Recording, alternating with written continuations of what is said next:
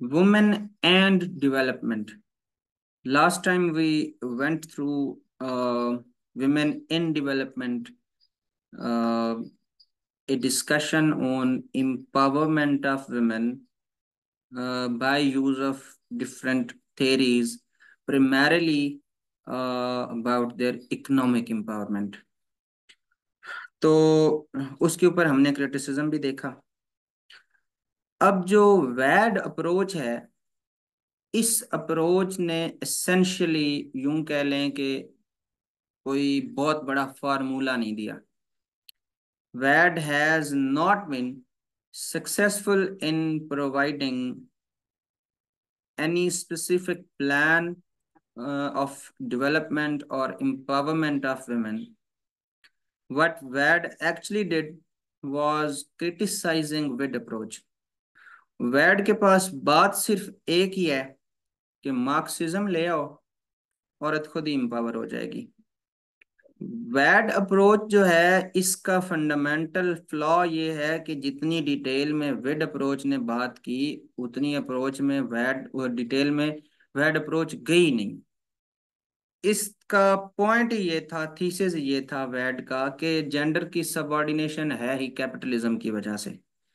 अगर कैपिटलिज्म खत्म हो जाएगा, the automatic result of expulsion of capitalist class from the society would be the empowerment of women, as Marxism or communism is actually a system in which everyone would get benefit. So they linked subordination of women to an economic system or political system or state itself. It was not actually the man that is problematic. It is the economic and political system or the state itself. तो हम इस approach में इस वजह से generally विड approach का criticism ही पढ़ रहे होंगे वैड में। सबसे पहली बात तो ये है कि वैड इमर्ज कब हुआ। पहली हेडिंग यही है कि ये अप्रोच इमर्ज कब हुई। तो इसकी भी इमरजेंस का टाइम वही है 1970s। ये 1970s में ही इमर्ज हुई। कब इमर्ज हुई? जब मॉडर्नाइजेशन, वर्ल्ड सिस्टम थ्योरी एक तो आई हमारे पास, और दूसरा डिपेंडेंसी थ्योरी आई, जिनका जिक्र हमने सबसे पहले किया था। कैपिटलिज्म के साथ जब डिस्कशन हुई थी तो तब इस पे डिटेल पे बात हुई थी। तो ये जो वैड है, चूंकि it is Marxist in approach, और वर्ल्ड सिस्टम थ्योरी और dependency theory were also put forward by the Marxist और the Latin American scholars who were of Marxist leanings. So ये इन्हीं से इंस्पायर होकर ये थ्योरी इमर्ज हुई, क्योंकि बहुत सारे फ्लॉज भी देखे गए विड अप्रोच में। क्योंकि ये भी हकीकत थी, they had some merit that as long as you are not bringing some very systematic and deep rooted reform in the society, the subordination of women would stay there. So सबसे पहले इनकी basic assertions क्या हैं, postulates क्या हैं, views क्या हैं इसके वैड अप्रोच के। पहली तो मैंने आपको बताया कि ये रिवॉल्व करेगी अराउंड क्रिटिसिज्म ऑन द वेड अप्रोच और कैपिटलिज्म और डेमोक्रेसी और स्टेट इटसेल्फ। तो पहला इनका यही था, इनकी असर्शन ये थी कि जो वेड अप्रोच है that is reminiscent of flawed liberal feminism. Liberal feminism क्या था? लिबरल फेमिनिज्म, हम वो फेमिनिज्म की टाइप्स के ऊपर बाद में आएंगे। एकेडमिक साइड को देखें तो हमेशा यूं आया कि फेमिनिस्ट स्ट्रगल, कोई अगर कोई मूवमेंट चली है, फर्स्ट मूवमेंट से जो वेव्स चली हैं, first wave, second wave, third wave, waves हमेशा क्या रहा है? Waves are practical side of the feminism. Waves ये रही हैं कि किसी वेव में एक्चुअली विमेन पॉलिटिक्स का हिस्सा बनकर या बाहर आकर स्टेट से उन्होंने कुछ राइट्स डिमांड किए हैं। वेव्स ये हैं। एकेडमिक फेमिनिज्म क्या है कि थ्रू राइटिंग्स क्या चीज हमारे सामने आई है। तो वेव्स और जो फेमिनिज्म है, एक्चुअल जो फेमिनिज्म है, फेमिनिस्ट जो मूवमेंट है या एकेडमिक फेमिनिज्म है, they have been going on together. तो जो लिबरल फेमिनिज्म था, ये वही फेमिनिस्ट थे जो के डेमोक्रेसी के बिलीवर्स थे। तो जो एकेडमिक साइड है, जिसको हम लिबरल फेमिनिज्म कह रहे हैं, जो राइटर्स थे, उनको ये जो वैड अप्रोच वाले हैं, ये यही कह रहे हैं कि जो विड अप्रोच है, ये तो कैपिटलिस्ट लीनिंग्स की, लिबरल लीनिंग्स के स्कॉलर्स की दी हुई थेरी है, ये गलत है।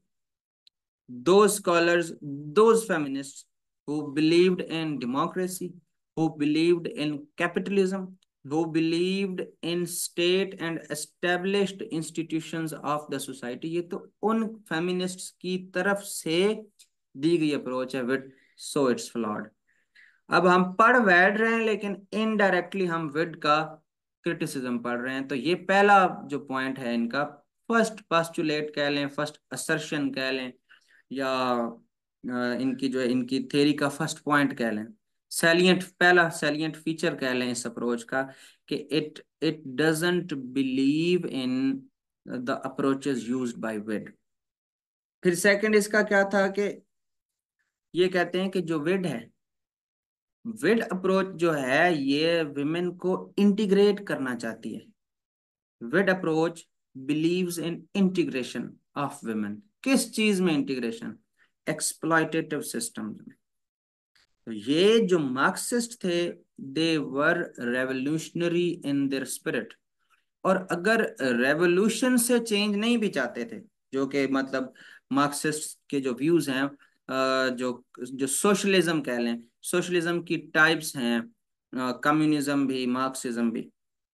तो एज देवर सोशलिस्ट और देवर कम्युनिस्ट, वो ये चाहते थे कि किसी भी तरह एग्जिस्टिंग जो इंस्टीट्यूशंस हैं स्टेट के, वो डिसमेंटल होने चाहिए। एग्जिस्टिंग इंस्टीट्यूशंस में इंटीग्रेट करके आप औरत को एम्पावर नहीं कर सकते। So another thing they said, अब आप इसको इस तरह बयान कर लें, या दूसरी तरह से अगर आप कहना चाहते हैं कि जो चीजें वेड की, जिन चीजों पे ये क्रिटिसिज्म कर रहे हैं, आप उसको पेश कर दें कि वैड इस चीज का बिलीवर है। मिसाल के तौर पे पहला ये है कि वैड जो है वो that believes in Marxist revolution. पहला पॉइंट फॉर एग्जांपल हमारा ये हो गया। दूसरा पॉइंट हमारा ये होगा कि वैड believes in disintegration of women from established exploitative institutions. उनसे डिटैच करना चाहता है वैड। तो दूसरी वैड की बात यह है, वैड wants to detach women from established या एक्सप्लॉयटेटिव इंस्टीट्यूशंस और सिस्टम। फिर वेड ने एक चीज को इग्नोर किया कि वेड ignores the role of women that are already part of development। वेड अप्रोच का ये मसला था कि वो कहते थे कि कोई ऐसा सिस्टम लॉन्च किया जाए, कोई ऐसा सिस्टम लाया जाए जिससे विमेन पार्ट ऑफ डेवलपमेंट बने। जबकि विमेन ने पार्ट ऑफ डेवलपमेंट बनना क्या था, they were already part of development. तो अब क्रिटिसिज्म के तौर पे ये भी बात हो गई कि वैड जो है वो वैड criticizes with that it ignores the role of women in development। तो उसी तरह से इस बात को कहें तो हम ये कह सकते हैं कि वैड recognizes the role of women in development. तो ये इसकी दूसरी डिफरेंट चीज थी कि वो इसने सही मानों में वैड ने जो है वो इस चीज को एक्नॉलेज किया that women have always been a part and parcel of the efforts of development or any activity related to development। कोई बात, they criticized international economic system, जिसको हमने कैपिटलिज्म कहा था।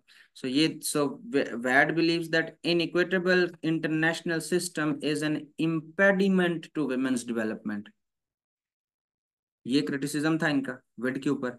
सो हम अगर वैड के बिलीव के तौर पे इसको लिखेंगे तो हम ये कह सकते हैं कि वैड believes in dismantling economic, dismantling capitalism as an international system. अब इंटरनेशनल सिस्टम इस वजह से कहा है, स्टेट टू स्टेट इस वजह से नहीं कहा कि हम टॉपिक भी जेंडर एंड ग्लोबलाइजेशन पढ़ रहे हैं। और चूंकि दुनिया की इकॉनमीज इंटरकनेक्टेड हैं, और आजकल जो due to globalization economies isolation का में ग्रो या अंडर डेवलप हो भी नहीं सकती, ना स्टैग्नेंट हो सकती हैं ना डेवलप हो सकती हैं। आइसोलेशन में इन इकॉनमीज तो कनेक्टेड है। तो जब डेवलप्ड स्टेट्स जो कोर कंट्रीज हैं, जब उनका सिस्टम ही एक्सप्लॉयटेटिव है, जब उनका पर्पस ही थर्ड वर्ल्ड को या अंडर डेवलप्ड स्टेट्स को या पेरिफेरल कंट्रीज को एक्सप्लॉयट करना है, तो फिर ये सिस्टम भी इंटरनेशनल है। इस वजह से जो इंटरनेशनल जो सिस्टम है या इकोनॉमिक सिस्टम है, वो सबसे बड़ा इम्पेडिमेंट है। आप इसको स्टेट में तो बाद में ढूंढे, पहले तो इंटरनेशनल लेवल पे देखें कि जब तक इंटरनेशनल लेवल पे कोई इक्विटेबल सिस्टम नहीं बनना, तब तक नेशनल एफर्ट्स कामयाब नहीं हो सकती।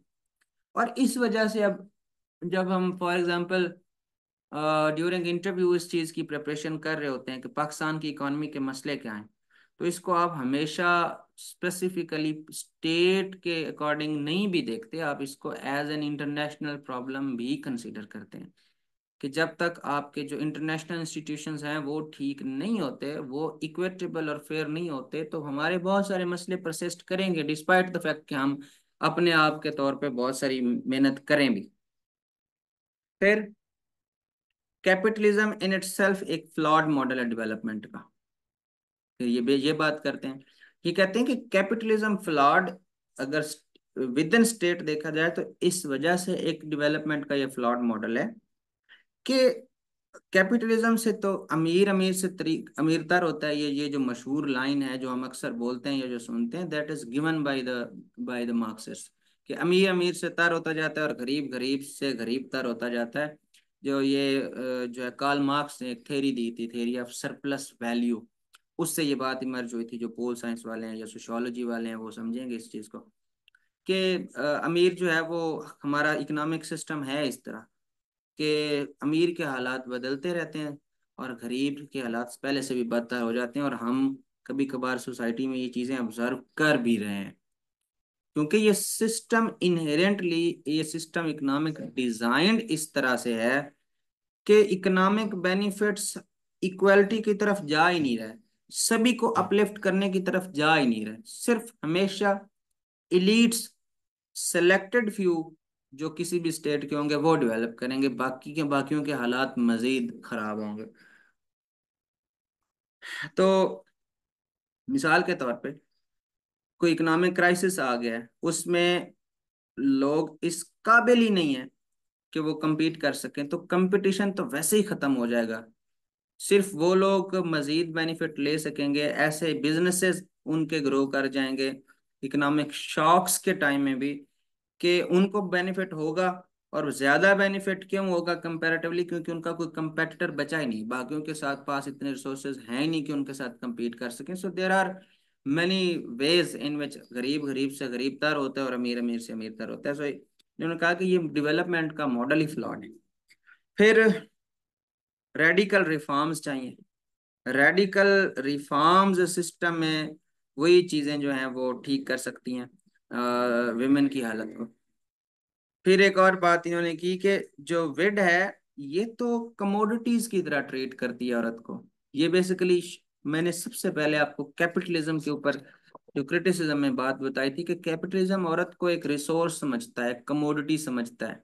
औरत को वो ह्यूमन बीइंग्स तो समझता ही नहीं है, क्योंकि capitalist industries sell women like a commodity. अगर कोई रिसेप्शनिस्ट बैठी हुई है तो we are selling her beauty और हर लुक्स, तो हम उसको सेल करके लोगों को अपने बिजनेस की तरफ अट्रैक्ट कर रहे हैं। और फिर जो पोर्नोग्राफी की इंडस्ट्री है वो तो है ही इस चीज की कि औरत को हम एक्चुअली पैसों के एवज वो सेल कर रहे हैं। तो इस तरह की बड़ी बात है। सो विमेन को ये तो कमोडिटीज की तरह ट्रीट करता है। तो अगर आप बैड की बात करें तो हम इसको उल्टा के फिर किस तरह कहेंगे? हम इसको ये कह सकते हैं कि treating women not as commodities but as equal human beings, ये बात करेंगे तो हम उसको वैड के पास्टुलेट के तौर पे इस तरह भी लिख सकते हैं। तो ये तो थे इनके मेजर पॉइंट्स। बाकी तो जाहिर है इनका भी बिलीव यही होना था कि अगर ये सिस्टम ठीक हट जाता है तो उसके बाद औरत के लिए कुछ स्पेशल किया जाना चाहिए, और बाकी अप्रोचेस में तो वेड या वैड आपस में सिमिलर हो जाते। थ्योरेटिकल मोटिवेशंस मैंने उनको पहले बता दी, लेकिन आप इसकी ये सेपरेट हेडिंग इस तरह बनाएंगे कि इनकी जो थ्योरेटिकल मोटिवेशंस थी वो यही थी। मार्क्सिज्म था number one, number two dependency theory थी, और number two world system theory थी। These were the theoretical foundations of वैड अप्रोच। ये तो शुरू में तो इंट्रो में हमने सिर्फ ये कहा ना कि ये इमरजेंस की एक हेडिंग बनाई कि इमर्ज कब हुई।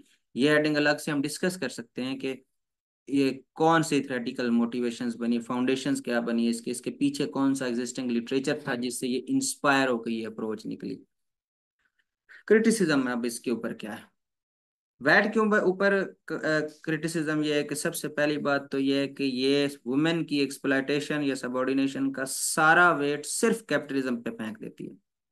So throwing complete weight of subordination of women on capitalism, इसके ऊपर सबसे पहला क्रिटिसिज्म है कि सिर्फ कैपिटलिज्म थोड़ी जो है वो मसला है। कैपिटलिज्म के और के अलावा और हम ये तो इशू डीप रूटेड है, ये तो सोसाइटी का इशू है, ये तो कल्चर का इशू है, ये तो रिलीजन का इशू है, ये तो नॉर्म्स एंड वैल्यूज का इशू है, ये तो जो है वो क्रिमिनल जस्टिस सिस्टम का इशू है। ये तो इस वजह से एक इशू है कि विमेन को खुद नहीं पता कि हमारे साथ क्या हो रहा है, जिसमें वो एक डिस्कशन आई थी कॉन्शियस रेजिंग की भी।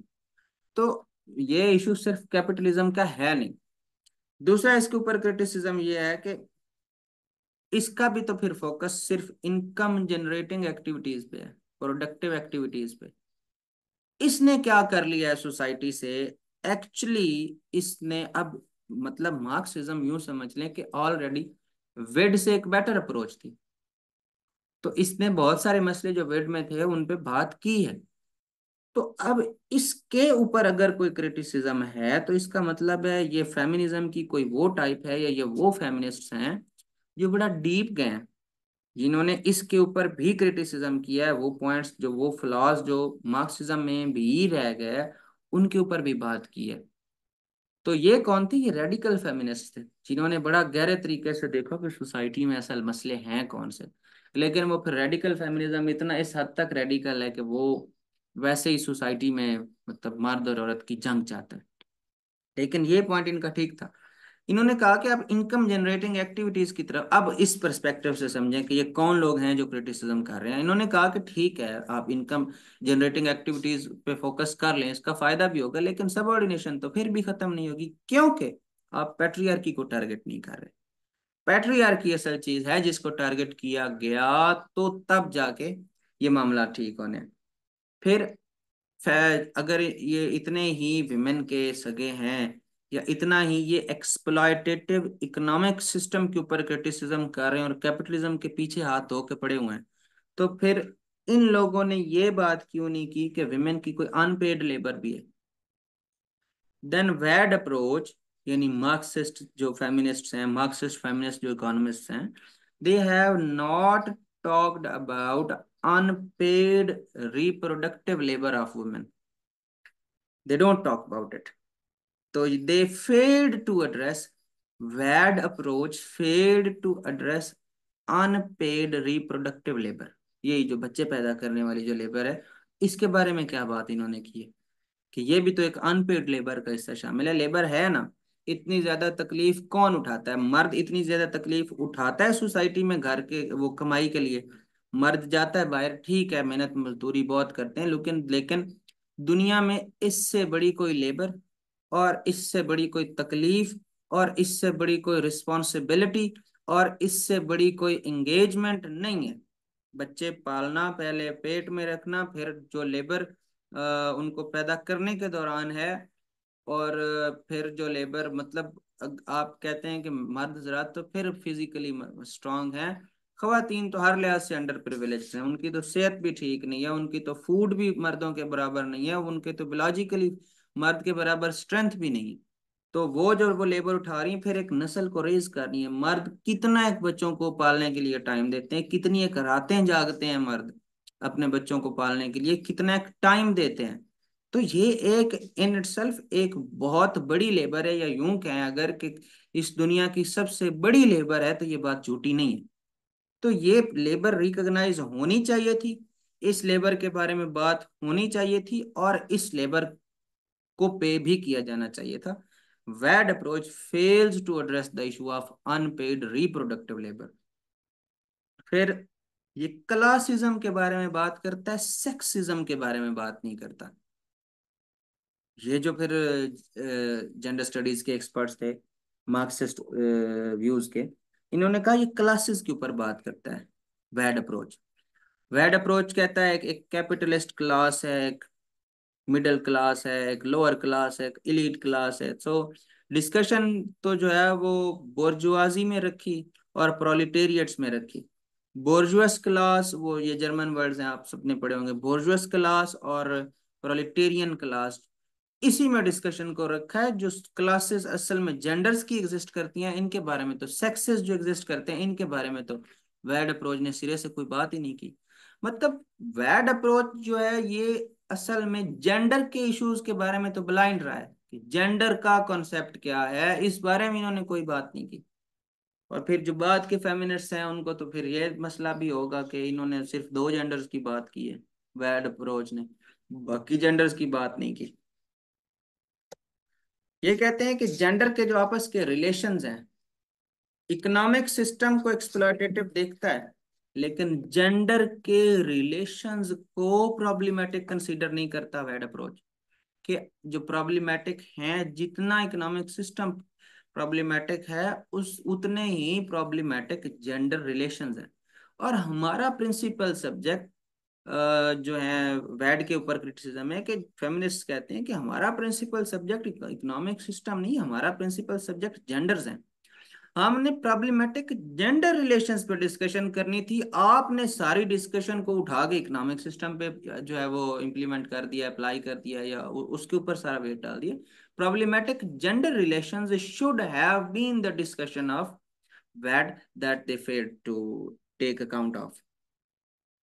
फिर एक और बात कि जो विमेन है, ये जो वैड अप्रोच है ये समझता है कि विमेन जो हैं उनके मसले इंडिपेंडेंट है मर्द से। मतलब आप कह रहे हैं कि अगर कैपिटलिज्म आ गया, कैपिटलिज्म हट गया, कम्युनिज्म आ गया, तो वुमेन ऑटोमेटिकली जो है वो एम्पावर हो जाएगी, इकोनॉमिकली स्ट्रेंथन हो जाएगी, वायलेंस खत्म हो जाएगी। कैपिटलिज्म तो नहीं वायलेंस कर रहा वुमेन के खिलाफ, domestic violence, rape, honour killing capitalism तो नहीं कर रहा। खाना जो औरत को नहीं देना या कम देना है, या उसका ख्याल नहीं रखना, या अगर औरत बीमार हो गई है तो उसकी हेल्थ का की केयर नहीं करनी, ये कैपिटलिज्म तो नहीं कर रहा। कैसे करो एज एन इकोनॉमिक सिस्टम, वो तो नहीं कर रहा कि सो ये जो डिपेंडेंस है औरत की मर्द के ऊपर, dependence of women over man, ये इशू था। इन्होंने क्या समझा कि औरत है ही मर्द से इंडिपेंडेंट। सो ये इन्होंने जो देखा, इन्होंने जो जो एक मिस्टेकन व्यू था इनका, mistaken view of independence of women from men, ये mistaken view of looking at women as independent from men, ये इनका मसला था। फिर इन्होंने भी बायोलॉजिकल नीड्स के बारे में बात नहीं की, ये भी फेल हुए।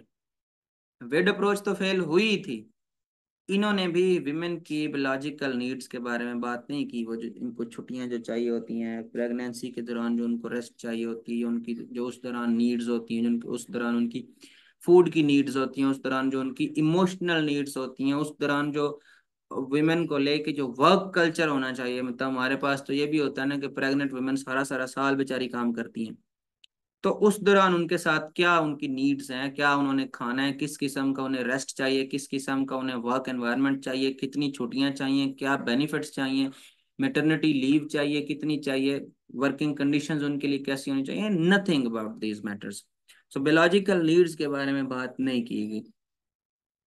फिर इन्होंने अ, बात तो की कि एग्जिस्टिंग इंस्टीट्यूशंस जो हैं वो, ये मतलब बड़ा तगड़ा इनके ऊपर क्रिटिसिज्म है, बड़ा कह लें कि टू द पॉइंट है, बड़ा समझ लें कि जस्टिफाइड क्रिटिसिज्म है वैड के ऊपर। एक ये कि वैड ने ठीक है ये कह दिया कि एग्जिस्टिंग इंस्टीट्यूशंस जो कैपिटलिज्म के अंडर हैं, या डेमोक्रेसी के अंडर हैं, या लिबरल पॉलिटिकल सिस्टम्स के अंडर एग्जिस्टिंग इंस्टीट्यूशंस हैं, उनको डिसमेंटल किया जाना चाहिए, वुमेन को उनसे डील लिंक करना चाहिए। तो आपने इंस्टीट्यूशंस दिए कौन से हैं? आपने कौन सा ब्रॉड इंस्टीट्यूशनल फ्रेमवर्क दे दिया है कि जिसमें वेमेन फिर एम्पावर हो जाएगी, उधर से तो डिटैच कर रहे हैं। कौन सा सिस्टम फिर दे दिया। सो इनका ये वैट का बड़ा फेलियर था कि इन्होंने no attention to broaden institutional basis of gender construction. जो जेंडर्स थे, जेंडर की इंपावरमेंट, इसके बारे में इन्होंने कौन से जो नए इंस्टीट्यूशन दिए, ये भी नहीं कर सके। तो मतलब समझ लें कि वैट जो था ना, इनके पास कोई करने को बात थी, ना इनके पल्ले कुछ था एज सच। एक क्रिटिसिज्म था इनका, ठीक है, कि इंटरनेशनल लेवल पे जो इकोनॉमिक सिस्टम है वो एक्सप्लॉयटेटिव है, और ये बहुत मजबूत क्रिटिसिज्म था वेड का।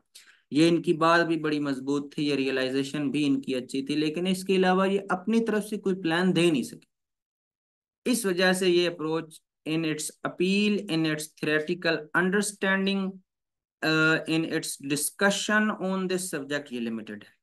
और ये हमारा टॉपिक भी आज इस चीज पे खत्म हुआ, वैड।